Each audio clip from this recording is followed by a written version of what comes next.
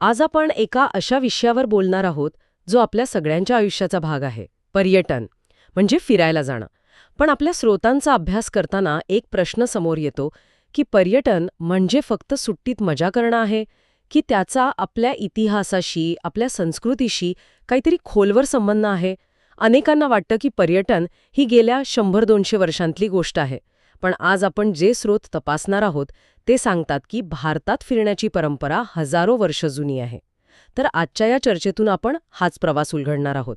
म्हणजे तीर्थयात्रेपासून सुरू झालेली ही गोष्ट आज एका प्रचंड मोठ्या जागतिक उद्योगात कशी बदलली आणि या सगळ्यात आपला ऐतिहासिक वारसा जपण्याचं आव्हान किती मोठं आहे हे पाहूया. चला तर मग सुरू करूया. सुरुवातीला प्रवास आणि पर्यटन यातला फरक समजून घेऊया का? पूर्वी लोक प्रवास करायचे, पण तो कशासाठी? आपल्या स्रोतानुसार कारणं खूप स्पष्ट होती. म्हणजे तीर्थक्षेत्रांना भेटी देणं, जत्रा यात्रांमध्ये सहभागी होणं, शिक्षण किंवा मग व्यापार. बरोबर. आणि इथेच पर्यटनाचा मूळ उद्देश दडलेला आहे. एका विशिष्ट हेतूने, तो धार्मिक असो वा व्यापारी, आपल्या घरापासून दूरच्या ठिकाणी प्रवास करणं. गंमत म्हणजे ही परंपरा किती जुनी आहे याचा पुरावा आपल्याला बौद्ध वाङ्मयात मिळतो. अच्छा. असं म्हणतात की गौतम बुद्धांनी स्वतः अनेक शहरांना भेटी दिल्या होत्या आणि बौद्ध भिक्खू किंवा जैन मुनींसाठी तर सतत फिरणं म्हणजे भ्रमण करणं हे त्यांच्या जीवनशैलीचाच एक भाग होतं. अगदी. संत नामदेव, गुरु नानक, रामदास स्वामी या सगळ्यांनी भारत भ्रमण केलं होतं. पण हे झालं भारतातल्या प्रवासाचं. जागतिक स्तरावर काही असे प्रवासी होऊन गेले ज्यांनी जगाचा नकाशाच बदलून टाकला. हो. आपल्या स्रोतांमध्ये स्पेनच्या बेंजामिन ट्युडेलाचं नाव येतं, जगातील पहिला युरोपीय शोधक प्रवासी. हो, बेंजामिन ट्युडेला हे एक अत्यंत महत्त्वाचं नाव आहे. साधारणतः 12व्या शतकात म्हणजे 1159 ते 1173च्या दरम्यान हा माणूस फ्रान्स, इटली, भारत आणि चीनपर्यंत फिरला. त्या काळात. हो, विचार करा, त्या काळात प्रवास करणं किती कठीण असेल. पण त्याच्या नोंदींमुळे, त्याच्या डायरीमुळे आपल्याला त्या काळातलं जग कसं होतं याची एक जबरदस्त कल्पना येते. तो फक्त फिरला नाही, त्याने इतिहास लिहून ठेवला. आणि त्यानंतर येतो मार्को पोलो. आपल्या सगळ्यांना त्याचं नाव माहीत आहे. स्रोतांमध्ये म्हटलंय की त्याने युरोपला आशियाची, विशेषतः चीनची ओळख करून दिली. इथे एक खूप रंजक मुद्दा आहे. मार्को पोलोचं पुस्तक the travels of Marco Polo हे फक्त एक प्रवास वर्णन नव्हतं. मग एका अर्थाने ते त्या काळातलं बिझनेस प्रपोजल होतं. अच्छा. त्याने आशियातील संपत्तीचं, तिथल्या मसाल्यांच्या पदार्थांचं, रेशमाचं असं काही वर्णन केलं की युरोपीय व्यापाऱ्यांच्या तोंडाला पाणी सुटलं. त्या पुस्तकाने पूर्वेकडील देशांचा एक ब्रँड तयार केला, ज्यामुळे युरोपमध्ये व्यापाराची आणि प्रवासाची एक प्रचंड इच्छा निर्माण झाली. वाव. आणि खरं तर याच इच्छेतून पुढची अनेक शतकं शोधमोहिमा निघाल्या आणि वसाहतवादाची बीजं रोवली गेली असंही काही अभ्यासक मानतात. वा. म्हणजे एका प्रवाशाच्या लिहिण्याने जगाच्या इतिहासाला कलाटणी मिळाली. आता इब्न बतुताबद्दल बोलूया. हा तर अजूनच विलक्षण माणूस होता. 30 वर्ष जग फिरला आणि त्याचा नियम होता एकाच रस्त्याने दोनदा प्रवास करायचा नाही. हो, त्याचा हा नियम खूपच प्रसिद्ध आहे. पण यावर एक प्रश्नही उभा राहतो. कोणता? सतत नवीन वाटा चोखाळल्यामुळे त्याला जगाचा मोठा कॅनव्हास नक्कीच दिसला असेल. पण यामुळे त्याचा प्रवास वरवरचा, म्हणजे आजच्या भाषेत चेकलिस्ट टुरिझमसारखा झाला असेल का? चांगला मुद्दा आहे. म्हणजे एका ठिकाणी काही काळ राहून तिथली संस्कृती खोलवर समजून घेण्याऐवजी तो फक्त ठिकाणांना टिक करत पुढे गेला असेल का? हां, विचार करण्यासारखा मुद्दा आहे. म्हणजे त्याने जग पाहिलं की फक्त जगाला स्पर्श करून तो पुढे गेला? बरोबर. पण काहीही असलं तरी त्याच्या लेखनामुळे मध्ययुगीन इतिहास आणि समाजजीवन समजून घ्यायला प्रचंड मदत होते, हे नाकारता येणार नाही. नाही, ते नक्कीच. तर या सगळ्या प्रवाशांमुळे एक गोष्ट तर स्पष्ट होते की फिरण्याची उर्मी माणसाला पूर्वीपासूनच होती. पण हा वैयक्तिक प्रवास, ही साहसी मोहीम एका संघटित व्यवसायात म्हणजे टुरिझम इंडस्ट्रीमध्ये कधी आणि कशी बदलली? त्यासाठी आपल्याला 19व्या शतकात जावं लागेल आणि या बदलाचं श्रेय जातं थॉमस कुक नावाच्या एका माणसाला. तोपर्यंत प्रवास हा धाडसी, श्रीमंत किंवा मग धर्मवेड्या लोकांपुरता मर्यादित होता. थॉमस कुकने विचार केला की हा अनुभव आपण सामान्य माणसाला एका पॅकेजच्या स्वरूपात का विकू नये. बरोबर. त्यानेच पहिल्यांदा 1800च्या दशकात लिस्टर ते लाफबरो अशी 600 लोकांची एक रेल्वे सहल आयोजित केली. आणि ती यशस्वी झाली. इथूनच पॅकेज टूरची संकल्पना जन्माला आली. अगदी. तिकीट काढा आणि बाकीची सगळी काळजी आयोजक घेतील. आज आपण जे SOTC, केसरी, वीणा वर्ल्ड बघतो त्या सगळ्याचा पाया थॉमस कुकने घातला. अगदी.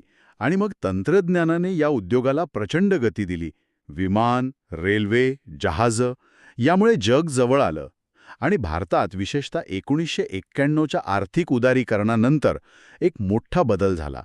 मध्यम वर्गाच्या हातात पैसा आला, त्यांची स्वप्न मोठी झाली आणि मग परदेशात फिरायला जाणाऱ्यांची संख्या अक्षरशः स्फोटकरित्या वाढली. हो, आज पर्यटन हा एक आंतरराष्ट्रीय व्यवसाय आहे. आणि या व्यवसायाचे अनेक प्रकारही निर्माण झाले आहेत. आपल्या श्रोत्यांमध्ये काही प्रमुख प्रकारांबद्दल सांगितलं आहे. सुरुवात करूया ऐतिहासिक पर्यटनापासून. महाराष्ट्रातलं सगळ्यात मोठं उदाहरण म्हणजे किल्ले. छत्रपती शिवाजी महाराजांशी संबंधित किल्ले पाहण्यासाठी, त्यांचा इतिहास अनुभवण्यासाठी आज हजारो तरुण-तरुणी ट्रेकिंग करतात. हो, आणि जेव्हा तुम्ही रायगडावर किंवा सिंहगडावर उभे राहता तेव्हा तुम्ही फक्त एक डोंगर चढलेले नसता, तर तुम्ही इतिहासाचा एक जिवंत भाग अनुभवत असता. खरंय. हीच ऐतिहासिक पर्यटनाची खरी ताकद आहे. दुर्ग अभ्यासक गोपाळ निळकंठ दांडेकरांसारख्या व्यक्तींनी तर आपलं आयुष्य यासाठी वाहिलं. ते स्वतः लोकांना किल्ल्यांवर घेऊन जायचे आणि तिथला इतिहास जिवंत करायचे. किल्ल्यांपुरतं मर्यादित नाही. राजस्थानमधले राजवाडे असोत किंवा 1857च्या स्वातंत्र्य लढ्याशी संबंधित ठिकाणं असोत, हो, लोकांना जिथे इतिहास घडला तिथे जायला आवडतं. बरोबर. दुसरा प्रकार आहे भौगोलिक पर्यटन. निसर्गाचे चमत्कार पाहण्यासाठी प्रवास करणं. हो, उत्तराखंडमधली व्हॅली ऑफ फ्लावर्स किंवा आपल्या महाराष्ट्राचं लोणार सरोवर किंवा अहमदनगर जिल्ह्यातलं निगोजचं रांजणखळगं ही अशी ठिकाणं आहेत जिथे निसर्गानं किमया केलेली आहे. आणि ही किमया डोळ्यांनी पाहण्याचा अनुभव घेण्यासाठी पर्यटक तिथे गर्दी करतात. बरोबर. यातून निसर्गाबद्दल कुतूहल आणि आदर दोन्ही वाढतं. नक्कीच. आता एका नवीन प्रकाराबद्दल बोलूया जो खूप वेगाने वाढतोय. आरोग्य पर्यटन, हेल्थ टुरिझम. आपल्या स्रोतांनुसार भारतातल्या वैद्यकीय सेवा पाश्चात्य देशांच्या तुलनेत स्वस्त आणि तितक्याच दर्जेदार आहेत. त्यामुळे उपचारांसाठी भारतात येणाऱ्या परदेशी नागरिकांची संख्या वाढते. हो, आणि यात फक्त मोठे आजार किंवा शस्त्रक्रिया नाहीत. योग शिक्षण आणि आयुर्वेदिक उपचारांसाठी तर भारत एक जागतिक केंद्र बनलं आहे. हो ना. केरळ किंवा उत्तराखंडमध्ये अनेक आश्रम आहेत जिथे परदेशी पर्यटक केवळ मनःशांती आणि आरोग्यासाठी महिनोन्महिने येऊन राहतात. याच जोडीला येतो कृषी पर्यटन. शहरी लोकांना शेती आणि ग्रामीण जीवनाचा अनुभव देणारा हा प्रकार. पण मला इथे एक प्रश्न पडतो. आपण शहरी लोक शेतात जाऊन जो अनुभव घेतो तो खरा असतो की तो एक प्रकारचा रोमॅन्टिक किंवा आदर्श अनुभव असतो? बरोबर. म्हणजे खऱ्याखुऱ्या ग्रामीण जीवनातील समस्या आणि कष्ट त्यातून दिसतात की फक्त एक फार्म थीम पार्क तयार होण्याचा धोका असतो? हा खूप महत्वाचा प्रश्न आहे आणि काही प्रमाणात हा धोका नक्कीच आहे. अच्छा. कृषी पर्यटनाला जर व्यावसायिक स्वरूप द्यायचं असेल तर त्यात एक प्रकारची कृत्रिमता येऊ शकते. पण त्याचा एक सकारात्मक पैलूही आहे. तो कोणता? या पर्यटनामुळे शहरी लोकांना निदान अन्न कुठून येतं, शेतकरी किती मेहनत घेतात याची जाणीव होते. आणि आता तर हा ट्रेंड उलट्या दिशेनेही सुरू झालाय. म्हणजे भारतातले शेतकरी आधुनिक तंत्रज्ञान पाहण्यासाठी इस्रायलसारख्या देशांना भेटी देत आहेत. येस. हे सुद्धा कृषी पर्यटनाचंच एक रूप आहे. वा, हे खूपच छान आहे. आणि मग आहे क्रीडा पर्यटन. ऑलिम्पिक, विम्बल्टन किंवा क्रिकेट वर्ल्ड कप बघायला दुसऱ्या देशात जाणं हा तर आता एक मोठा उद्योग झालाय. नक्कीच. थोडक्यात काय तर माणसाला फिरायला फक्त एक निमित्त लागतं. मग ते इतिहासाचं असो, निसर्गाचं, आरोग्याचं किंवा खेळाचं. अगदी. आणि या सगळ्या प्रकारांमध्ये एक गोष्ट समान आहे, ती म्हणजे पर्यटनाचा विकास. पण विकासासोबत आव्हानही येतात. आणि सगळ्यात मोठं आव्हान आहे ते म्हणजे सोयी-सुविधा आणि आपला वारसा जपण्यातला समतोल साधणं. बरोबर. आपण म्हणतो की पर्यटक आले पाहिजेत, पण त्यांच्यासाठी आपल्याकडे काय सुविधा आहेत? हाच तर प्रश्न आहे. उत्तम दर्जाची हॉटेल्स, स्वच्छतागृह, प्रवासासाठी चांगले रस्ते, ह्या मूलभूत गोष्टी आहेत. आणि यात दिव्यांग पर्यटकांचा विचार करणं तर अत्यंत गरजेचं आहे. हो. त्यांच्यासाठी रॅम्प्स किंवा विशेष स्वच्छतागृहांची सोय आपल्या पर्यटन स्थळांवर किती ठिकाणी आहे हा एक मोठा प्रश्न आहे. खरंय. पायाभूत सुविधांशिवाय पर्यटनाचा विकास होऊच शकत नाही. पण त्याहूनही गंभीर आव्हान आहे ते म्हणजे आपला नैसर्गिक आणि सांस्कृतिक वारसा जपण्याचं. आपल्या देशात अजिंठा, वेरूळ, एलिफंटा लेण्या, कास पठार यांसारखी जागतिक वारसा स्थळं आहेत. जगभरातून लोक हे वैभव पाहायला येतात. पण आपण जेव्हा तिथे जातो तेव्हा काय दिसतं? लेण्यांच्या भिंतींवर राहुल लव्हस प्रिया कोरलेलं दिसतं. अरे देवा. किल्ल्यांच्या परिसरात प्लास्टिकच्या बाटल्या आणि वेफर्सच्या पिशव्यांचा खच पडलेला असतो. हे पाहून अक्षरशः मान शरमेने खाली जाते. आपण आपल्याच ठेव्याची अशी विल्हेवाट का लावतो? याचं मूळ एका मोठ्या समस्येत आहे. ती म्हणजे आपलेपणाचा अभाव. म्हणजे जेव्हा लोकांना एखादी ऐतिहासिक वास्तू आपली वाटत नाही, आपल्या पूर्वजांचा वारसा आहे असं वाटत नाही, तेव्हा त्यांच्यासाठी ती फक्त एक जुनी इमारत किंवा दगडांचा ढिगारा असतो. बरोबर. त्यामुळे तिथे कचरा टाकायला किंवा नावं कोरायला त्यांना काहीच वाटत नाही.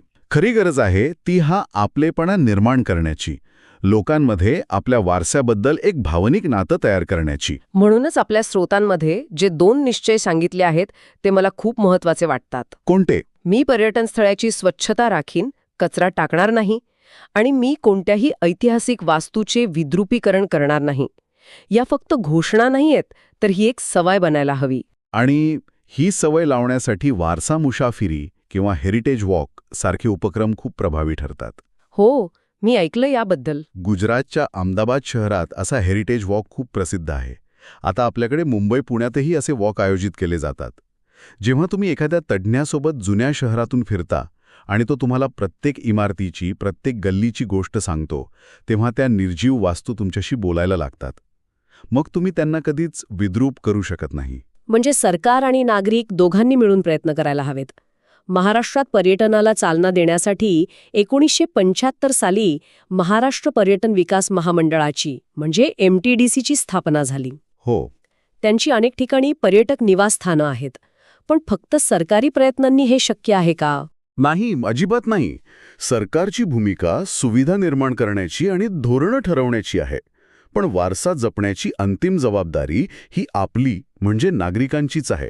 कारण पर्यटन हे फक्त फिरणं किंवा इतिहास जतन करणं नाही, तर ती एक प्रचंड मोठी आर्थिक शक्तीसुद्धा आहे. हो, यावर बोलणं महत्वाचं आहे.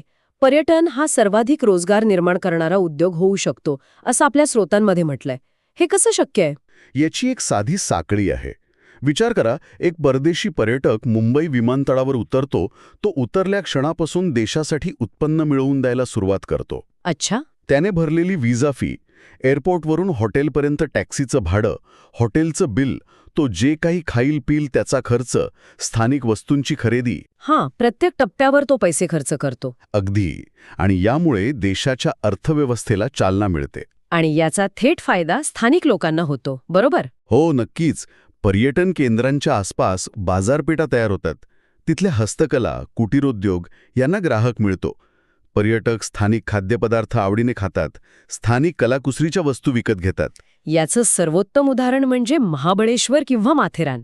बरोबर. तिथे येणाऱ्या हजारो पर्यटकांमुळे तिथल्या स्थानिक लोकांचं घर चालतं.